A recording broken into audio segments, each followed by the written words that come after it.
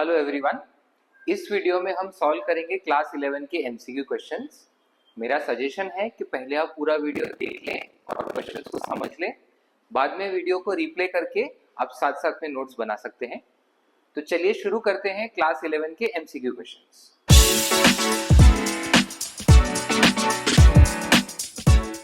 First question पढ़ते हैं। अब ये असर्शन और रीजन बेस्ड क्वेश्चन है। ये वीडियो में हम लोग पहली बार असर्शन और रीजन बेस्ड क्वेश्चन ले रहे हैं, तो पहले हम लॉजिक समझते हैं कि असर्शन और रीजन बेस्ड क्वेश्चन होते क्या है। तो यहाँ पे दो स्टेटमेंट्स दिए हैं। असर्शन मतलब वो एक पॉइंट पुट फॉरवर्ड कर रहे हैं, और रीजन मतलब जो पॉइंट उन्होंने असर्शन में बताया है ये रीजन उसी का रीजन होना चाहिए।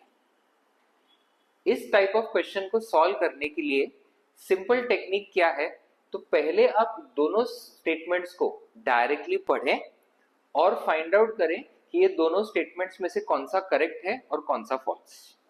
तो यहाँ पे जैसे असर्शन दिया हुआ है, charging depreciation is important to present true and fair financial position.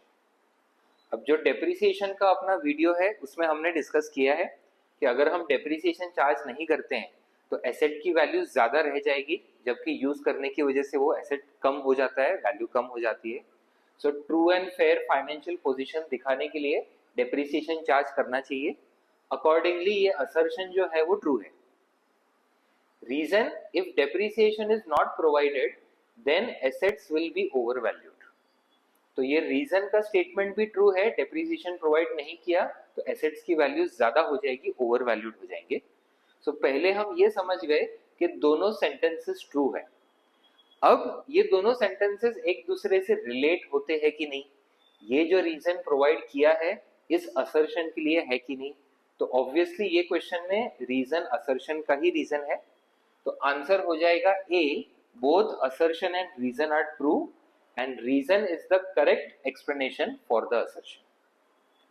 In case दोनों statements true तो है but दोनों एक दूसरे से related नहीं है, तो आपका आंसर हो जाएगा B, both assertion and reason are true but reason is not the correct explanation for the assertion. और अगर दोनों स्टेटमेंट में से कोई फॉल्स है तो उसके लिए है ऑप्शन सी और डी। कई बार एग्जाम में क्वेश्चंस में ये ऑप्शंस जो है वो चेंज कर देते हैं, तो आपको ठीक से पढ़ना है कौन से ऑप्शन में क्या लिखा है। जरूरी नहीं है कि हमेशा ए ऑप्शन ही both are true and reason is correct explanation आएगा। सो यहाँ पे आंसर है A, both are true, reason is the correct explanation.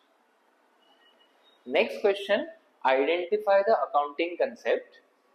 Eight the end of the accounting period rent ₹10,000 is outstanding. तो यहाँ पे accounting concept है accrual. ये concept को हम समझते हैं। अक्रूवल कंसेप्ट क्या बोलता है, किसी पर्टिकुलर ईयर में कोई भी इनकम और एक्सपेंस हमको रिसीव या पे करना था, और अगर हमने उसको रिसीव या पे नहीं किया फिर भी उस साल में वो रिकॉर्ड होगा, बिकॉज वो उस साल का इनकम या एक्सपेंस है। इससे क्या होगा, तो जो भी हम प्रॉफिट लॉस कैलकुलेट करते हैं वो एकदम एक्यूरेट आएगा। सो ये क्वेश्चन का आंसर, ये स्टेटमेंट का आंसर हो जाएगा अक्रूवल कंसेप्ट। नेक्स्ट, यहाँ पे भी हमको आइडेंटिफाई करना है accounting concept. Quarrel between managers and workers is not recorded in the books of accounts. अब कोई भी बिजनेस अगर सक्सेसफुल है या फेलियर है तो उसके बहुत सारे रीजन हो सकते हैं। सक्सेसफुल होने के लिए हो सकता है मैनेजर्स और वर्कर्स के बीच में बहुत अच्छा रेपो हो जिसकी वजह से वर्किंग स्मूथली हो रहा हो, एंड लॉस होने का रीजन हो सकता है कि मैनेजर्स और वर्कर्स के बीच में रेगुलर झगड़े होते हो जिसकी वजह से वर्किंग स्मूथली नहीं हो रहा है। दोनों भी सिचुएशन में ये एक क्वालिटेटिव एस्पेक्ट है, एंड बुक्स ऑफ अकाउंट्स में हम सिर्फ क्वांटिटेटिव एस्पेक्ट, वो भी वही क्वांटिटेटिव एस्पेक्ट जो मनी के टर्म्स में मेजर हो सकता है, वो रिकॉर्ड कर सकते हैं। अकॉर्डिंगली ये मनी मेजरमेंट कंसेप्ट हो गया। तो मनी मेजरमेंट कंसेप्ट यही बोलता है कि सबसे पहले qualitative aspect books of accounts में रिकॉर्ड नहीं होते, सिर्फ क्वांटिटेटिव होंगे, एंड क्वांटिटेटिव भी बस वही होंगे जो इन टर्म्स ऑफ मनी हम मेजर कर सकते हैं। Next question, which of the following represents owners equity.